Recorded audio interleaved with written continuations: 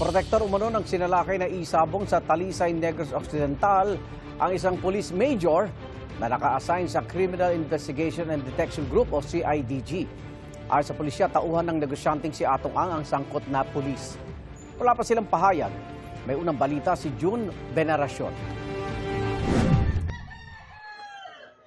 Nang salakayin ng mga otoridad ang operasyon ng isabong sa Talisay, Negros Occidental noong April 22, 30 ang inaresto.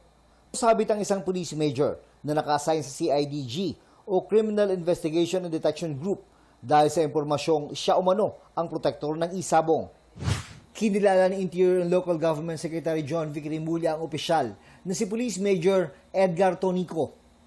Yung police major na protector at yung alias Don Robert ay mga tao ni Atong Ang. Ang pangalan ng police ay si Police Major Edgar Tonico. Nagsasagawa na ng investigasyon at case build-up sa nahuling opisyal na naging provincial officer na rin ng CIDG sa Negros Island Region. Siya po ay relieved na po sa previous assignment. Dinala na po siya sa headquarters for investigation. Inaalam din ng CIDG kung may kinalaman ng negosyanteng si Atong Ang sa isabong operation sa Negros Occidental at ang mas naunang raid sa Tondo, Maynila noong nakarang buwan. Dalawa po ang pinupuntahan ng investigations po ng CIDG. Yung possible link nga po ni Atong Ang sa nasabing operations at yung pong link naman ng nasabing police major kay Atong Ang bilang operator po niya sa nasabing isabong.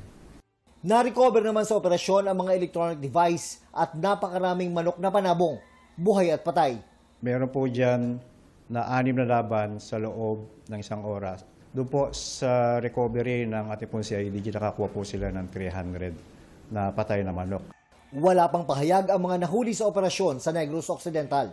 Ito ang unang balita. June Veneracion, GMA News.